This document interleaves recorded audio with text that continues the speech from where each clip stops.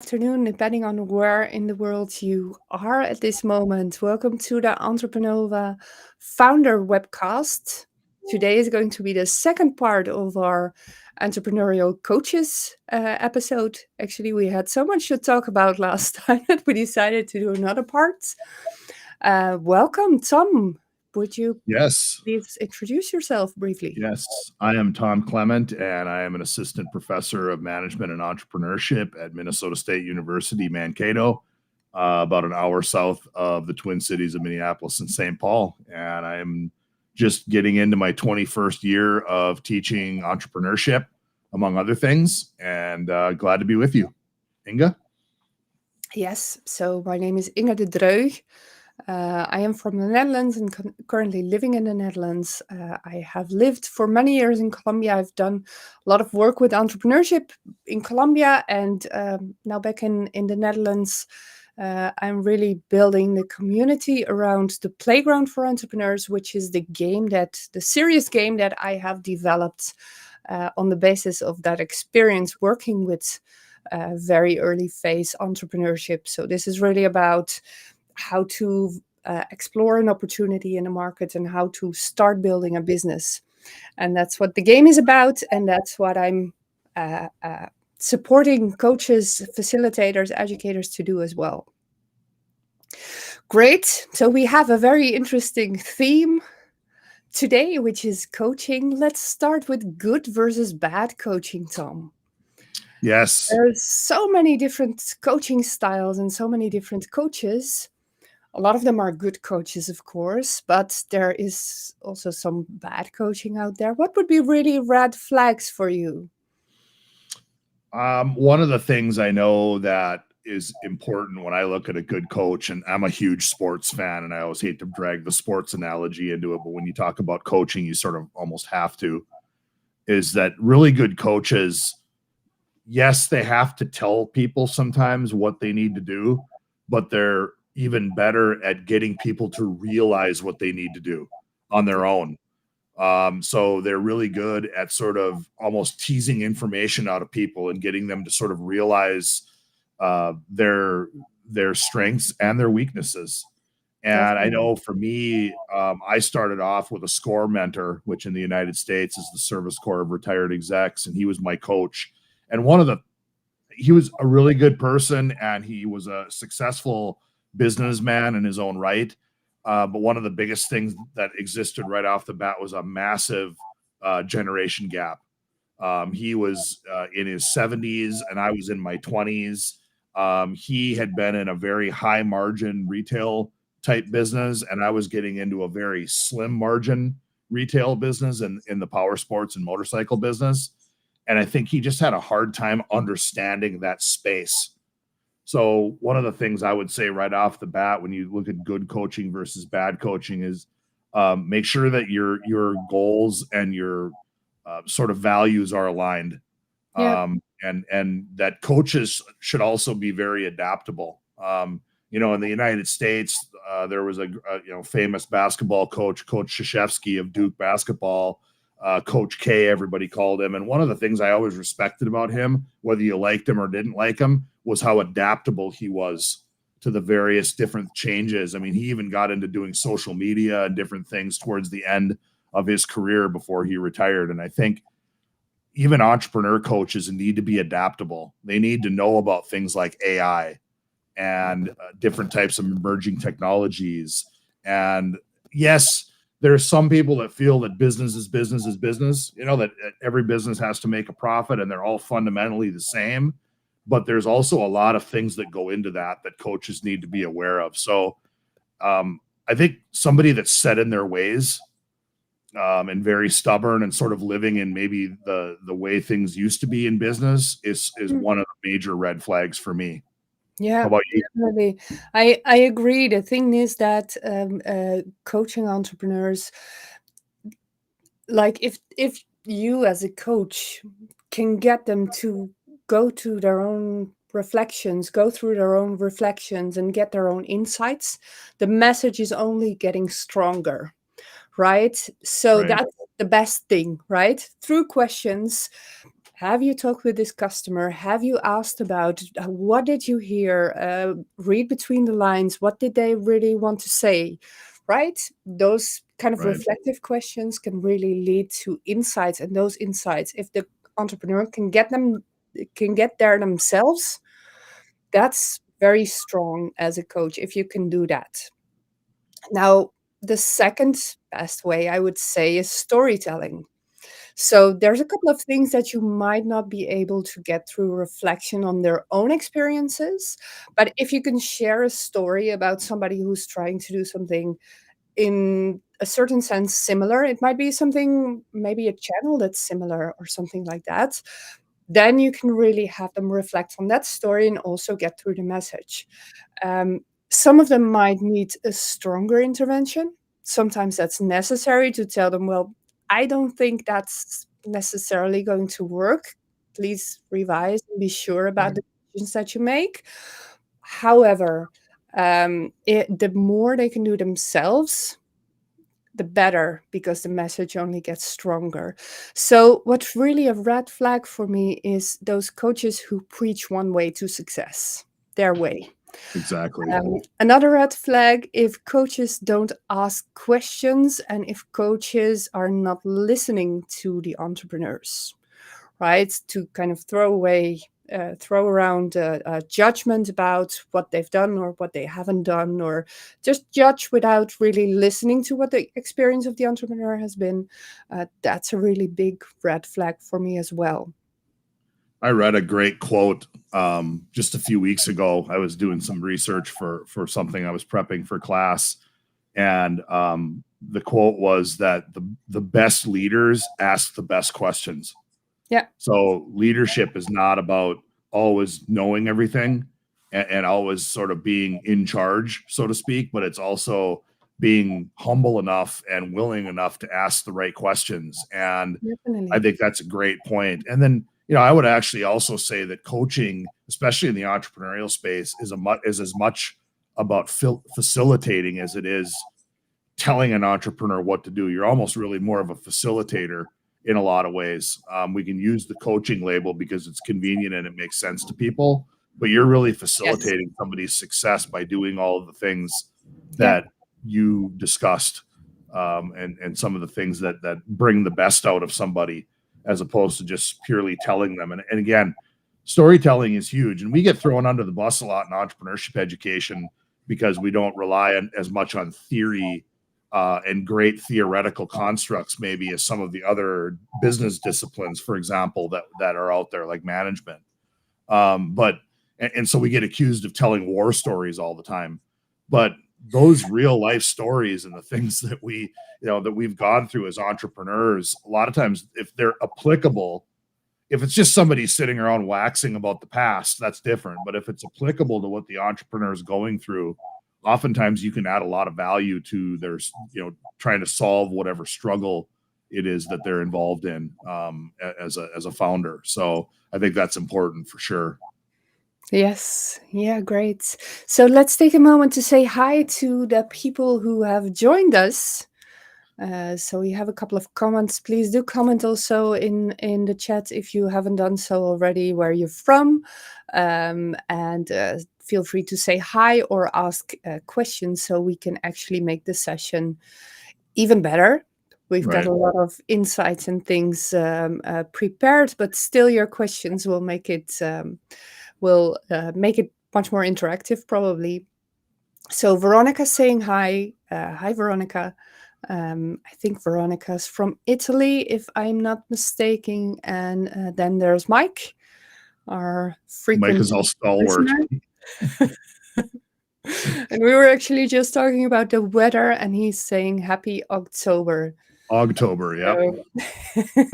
I think it's the same as here in Europe. We've got also a lot of very summer-like weather in this October. And Mike points out, he just put a note in the chat that the best coaches are the best listeners, and admit they may not be the best help. And again, the facilitator thing, he used the term Rolodex in there, which we always laugh about because we date ourselves. There used to be a thing that used to sit on people's desk full of phone numbers called a Rolodex, and And, they have a good Rolodex. And if they don't know the answer to a question, they're willing to help the entrepreneur find that answer. Right. So they'll go out and use that contact list that they have to connect the entrepreneur to the individual that can get them the answer. I mean, I have to do the same thing in academic advising when I talk to my students. There's a lot of things they'll ask me that I don't know the answer to directly. And I have to figure out a way to sort of facilitate them getting the correct answer. Yes. Looks like Veronica has a question too. Yes, and she's based in Sweden. That was my mistake. Where can I find clients in the space industry for my coaching programs? That's a question focused very much on the commercial side of the coaching. I think you want to start your own program, Veronica. You would have to probably figure out where those people are located, either online or in physical events or things, and that way you can probably access them best. So LinkedIn's a good place because it's very professional. So you can really find a lot of people, you can filter on a lot of people, and therefore kind of figure out, and then also the contacts that you do get, see who they are interacting with and start interacting with those people. That's a little bit out of the scope of this session. We might do another session for that, but that's the kind of short answer I can give you. One recommendation I would have too, and we're going to talk about this in just a little bit as one of our items today, is I would ask ChatGPT. Get into a conversation with ChatGPT, let it know what persona you're in as far as what you're trying to do, and ask it to help you. And just ask it, what would be a way for me to receive some coaching in that space? And you'd be surprised, it might have some really good suggestions for you, or might be able to point you in the direction that you need to go to find the answers to that. And again, we'll talk a little bit about AI coaching in a bit, but that's a huge resource that you have at your fingertips that can help you. Definitely. It might not always have the truth for you necessarily, but it's great to bounce some ideas off of, to really do some brainstorming and get some new ideas, and they just might work, which is quite possible. Yeah. Let's talk about peer-to-peer coaching. You want to transition into that a little bit? Yeah. We did discuss that last week, or last time, I should say, 2 weeks ago, and sort of just skimmed over the top of it, because peer-to-peer coaching is really, I think, a growing area, even though it's actually quite old. It's been around for a long time in one form or another. But one of the first things I want to stress, and you and I have talked about this, and you can add to this conversation, Inge, is that a lot of people think that networking, just rubbing shoulders with other entrepreneurs, is a form of coaching because of some of the advice that you might receive. And we feel very strongly, the two of us, that networking is not coaching. It can lead to coaching. It can develop into a coaching relationship depending on how that goes. But a coaching relationship is much deeper than just networking. Yeah. It's much different than just going to a conference and sitting around a table with some folks and talking business. And there has to be a little bit of a deeper connection than what exists in sort of a networking space. What are your thoughts on that, Inge? Yeah, networking, you usually first kind of show the positive side of everything, right? So you have short pitches, you have a lot of people to kind of figure out if there's something there to kind of build a relationship on, or to really see if there's any opportunity, if you want to do this business with these people. That's what networking is. So that might eventually lead to a relationship that can lead to peer-to-peer coaching, but it's not there yet. So peer-to-peer coaching is more of probably an intervision. People who kind of stand on the same point. Maybe some of them have just overcome certain obstacles and others haven't yet. and the other way around with other parts of the business model, probably. So therefore, you can really support each other and you can give each other feedback on what works and what doesn't work and go deep into those topics because you have real life stories to tell. Right. Right. And that's peer-to-peer coaching. And then that's where it gets useful when you can share those experiences. You know that certain things. So one of the entrepreneurs might have tried out LinkedIn and the other one Facebook and the other one Instagram. And then they kind of share their experiences. That's when it turns into coaching because they can learn from the story of the other person. Well, just to back up, I noticed Veronica had a question, asking sort of, is it a one-to-one coaching relationship? Let me explain a couple of examples of peer-to-peer coaching. It can be one-to-one, but another example would be something called a startup cohort. These have gotten quite popular, both in the United States and throughout the world, where organizations will bring together several startups, and it might be a half a dozen, for example, people that are looking at starting their business ventures at roughly about the same time. And they actually put you into almost like an educational cohort. So like some people, when they're going through a master's or a PhD program, they'll be in a cohort where it's almost like a learning group where you're all kind of in it together.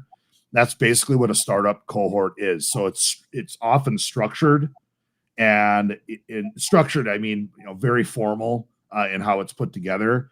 And it's peer-to-peer in the sense that you're all in it together. You share accountability, you share numbers with each other, you discuss your business issues and both your issues as well as your successes, and you try to learn from one another in very much a peer-to-peer sense, in that you don't have this one individual that is your coach who is delivering advice and counsel to you. You're sort of all bouncing off of each other. And of course, it can be peer-to-peer in a singular sense where it's just you and another entrepreneur going back and forth and helping each other. That can certainly work too, but the startup cohort is one example. Another quick example. I'd like to make a small comment on that. Yep. In my experience, the incubator or whatever organization is organizing that cohort really actively needs to do something to make that happen in order for it to be coaching.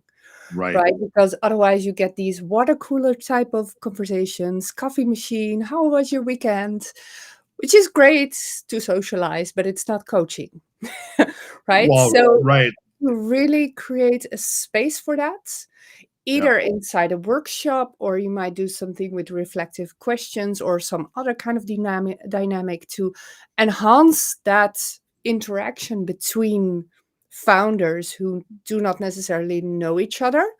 Right. That's really necessary to make it happen, because then you can create deep conversation. And that's what you want, really. That's a great point that I forgot to mention in the whole peer-to-peer coaching thing. It's best facilitated by somebody. So you need to have a facilitator of some sort from the organization that helps govern the conversation. So again, it isn't just those water cooler type of conversations. Because as we all know, when you get a half a dozen people sitting around in a group, you can go off on a tangent pretty easy. And one of the things that's important is having someone to sort of pull people back into the conversation and keep things focused on the task at hand. And another example of this that I personally experienced and I've been a part of is something called a 20 Club. This is an old peer-to-peer coaching model that dates back to the 50s, that was used a lot in the automotive industry in the United States. And it was also used a lot in the motorcycle and power sports industry, which I was a part of. I was a member of a 20 Club. And they use the term 20 because it's usually 20 dealers. It doesn't have to be, but that was just kind of the number that they used. But the whole key behind it is it's 20 dealers from all different parts of the country. So you're not really in a 20 Club with somebody just down the street from you. You're all over the country. And we used to meet 3 times a year at just a fairly neutral location. Usually it was just a conference type motel. And we would all sit around and we would compare composite numbers with each other, financial statements and things like that. And we just hold each other accountable. We'd help each other drive systems into our businesses. We would look at a variety of different metrics that we could sort of judge whether that business was being successful or maybe lagging behind the others. And that was a really great example, and it's not for everybody. I mean, if you don't like sort of being under the hot lights of accountability in a one-to-one role, you're definitely not going to like a peer group like a 20 club, because you're going to have maybe 10 other dealers telling you that, you know what, you're not meeting the mark on these particular metrics and you've got to try to do better. But I also think that kind of accountability is important, especially when you're a solo entrepreneur. If you're running your business by yourself and you don't have a business partner to sort of bounce ideas off of, you don't have that level of accountability sometimes. You're purely accountable to your financial statements. And I think that by the time you're accountable to your financials, it's often too late. You've already made the mistake. And if you can make some adjustments along the way and get some real practical advice, I think that's a really helpful situation. And Definitely. one quick thing I'll just add, and I'll let us move on to something else, but these don't have to be necessarily some formal organization. I believe that entrepreneurs can form their own groups. You still need to have some kind of facilitation device in place. But you've seen some of these groups form in like buying groups, for example, for like boutique clothing stores are an example, where they have these buying groups where the stores can all get together and buy merchandise in larger quantities. And there's been some of these sorts of peer-to-peer groups formed out of those where you help each other out. But again, like you mentioned, that facilitation and that sort of the reeling in of the conversation is really important, so it doesn't fly off course too far, and you're able to stay on task. Definitely, and you get the depth into the conversation. So, and what I've seen with the playground, which is really a tool to kind of facilitate that conversation also. If there's experienced entrepreneurs, it's very easy to go into depth, right?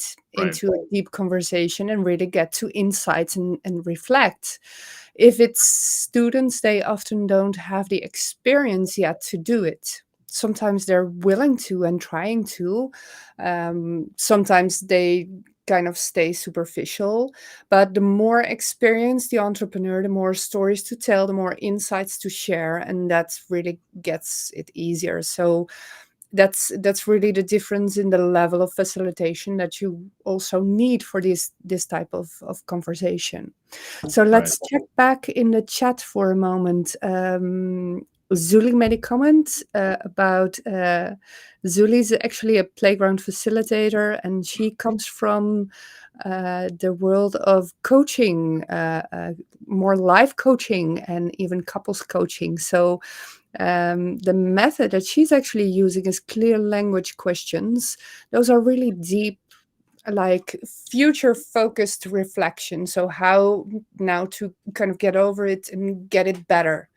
Yes, that really relates from the world of life coaching to what we're doing with business coaching as well. So maybe you make this mistake, you learned what you need to learn, and now you get to like the future and you focus on how to fix it, how to get it better. Right. So that's Zuli's comment. And then we have a comment from the buses. And the thing is, the bus is that we have different channels paired up with this live stream. So you probably can only see the comments of your particular channel. There's a couple of people in other channels. So that's what we're responding on as well. But not necessarily what you see in the chat. It's all very complex, isn't it? The more technology, the more complex. It can be anyway. So let's get to coaching with AI, Tom. You have a lot more experience and a lot more experimentation done with this than I have, really, to really exchange ideas with ChatGPT on how to continue as an entrepreneur, how to get the right insights, and how to do get your insights from customer discovery, for example. I have experience, even though I realize there's probably folks out there who have 20 times more experience. I spend a lot of time on ChatGPT, and I think it's just one of those endless experiments where you could spend 24 hours a day on it and still not be able to know all of its capabilities. But I sort of heard about this mentoring and coaching conversation a couple months ago, and I decided to start trying it out and doing some experimenting with it. And one of the first things that's important to know is that you need to make ChatGPT understand who you are. So you need to do a really good job of explaining what your background is, sort of your persona, if you will. What you've done in the past, what you're trying to do right now, and what you'd like to do in the future, and then really put it into that mentoring or coaching persona of its own. So tell it that I would like help with coaching, mentoring.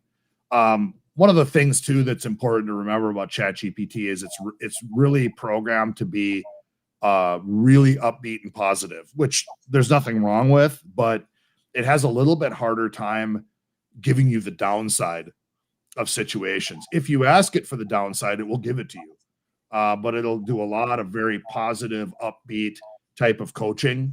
Again, which there's nothing wrong with, but sometimes you need the straight story, and you sort of feel like it might be hedging around a little bit. So I've asked it many questions. I've gotten into coaching discussions regarding business model canvas information. I've even asked it for survey questions to ask people for customer discovery, and actually designed an entire like a mail out type of survey or something that you would send out online. And it did a really good job of putting all the survey questions, and this is very techie academic talk, but into constructs so that you can test the reliability of the questions that it's asking and the answers that you're getting back in return. I've asked it about sort of life and career questions, like sort of pose the question that, hey, I'm in a career, I'm making this much money, I'm doing this, I'm feeling stuck. What are some things that I could do differently, or what are some suggestions? And it made some really good suggestions, and you can push back at it a little bit and ask further questions and ask it to delve into more detail. And it will give you a lot of really good information to help you make decisions. So I'm really impressed with it. One of the things that's a little quirky is it always sort of assumes that every interaction you have with it will be your last. So a lot of times it will sign off with something like, hey, have a great day, or hey, good luck with this. So, I mean, it's not like a conversation that you might have between you and I, for instance, where the conversation doesn't come to a close until we decide to close it. Yeah. So there's just little quirky things you need to get used to because it is an AI bot. But, again, I think of myself as a 25-year-old entrepreneur sitting in my office at 1 o'clock in the morning trying to figure out a tough problem. When all my coaches have gone to bed for the night, it would be a really great help with that. So I highly recommend people look into that, and it's free.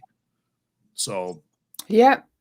It's great to get some inspiration.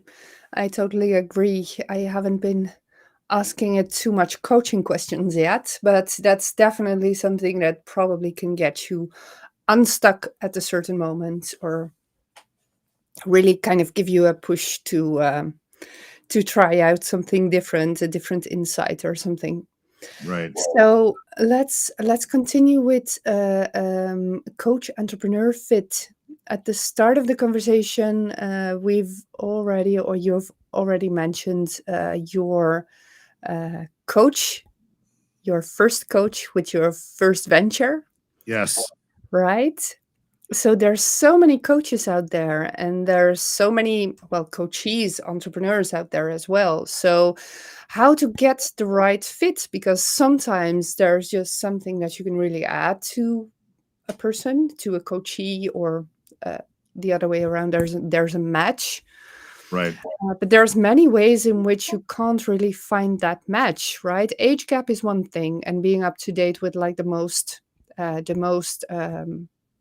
with technology and with whatever's going on. I think there's a lot of people who might need different types of encouragement as well.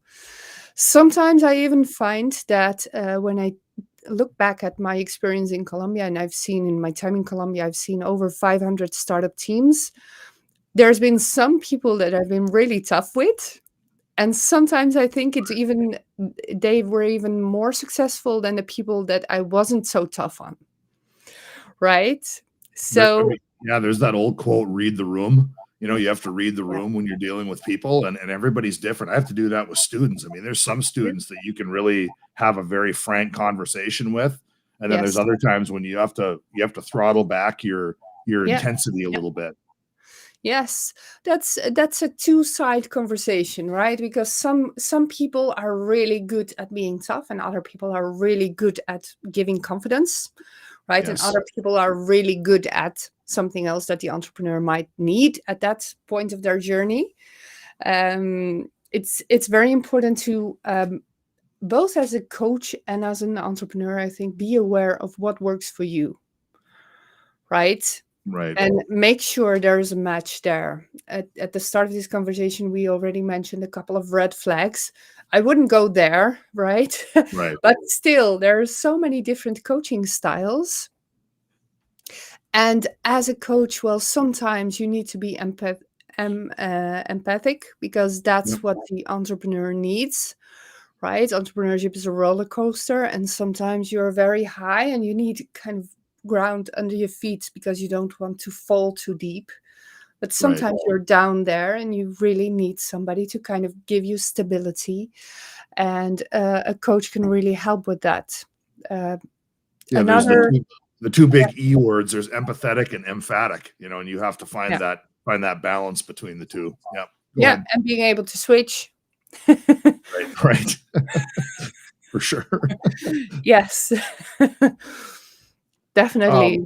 Quick question from Mike that he threw up that I think is interesting that some people might want to know. Is it best to clear your messages with ChatGPT before you start like say a mentoring session? I think if I remember correctly, you're allowed to do 20 chats a month on the free version. I think it's 20. So I would actually recommend that if you're going to start, for example, a mentoring or coaching conversation over an entrepreneurial idea, I would start a new chat.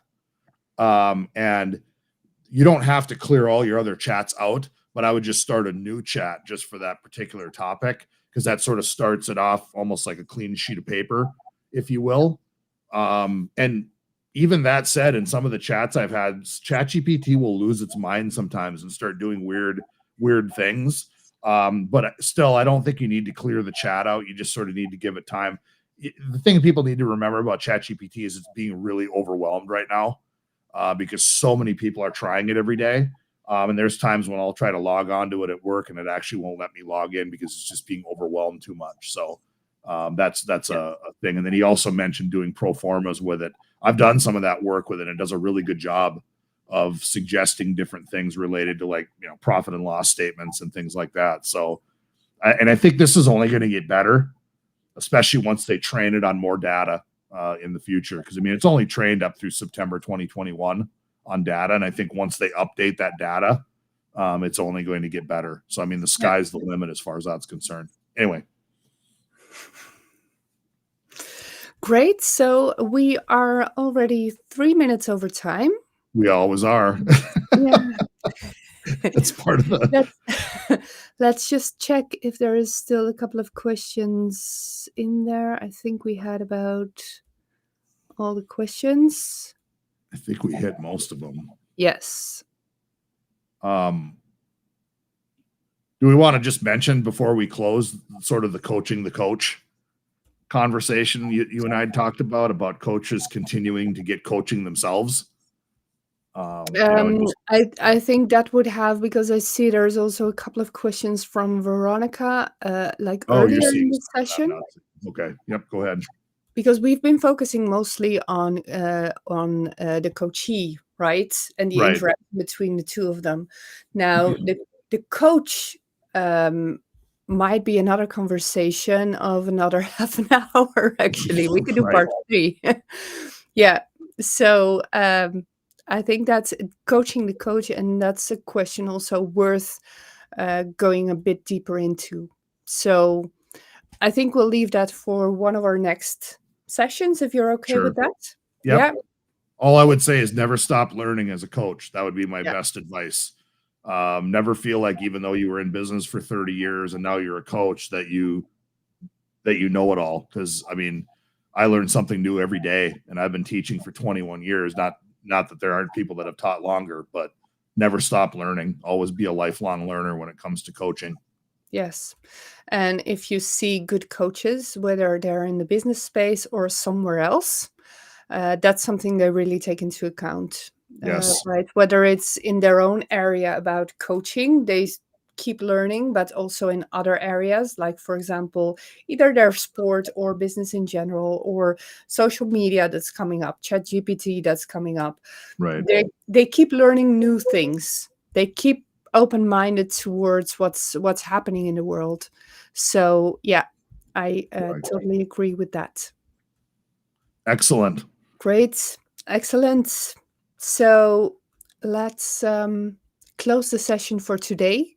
Thank you all for attending and for your questions and your comments. It's always a pleasure to receive questions and to be able to interact with the audience.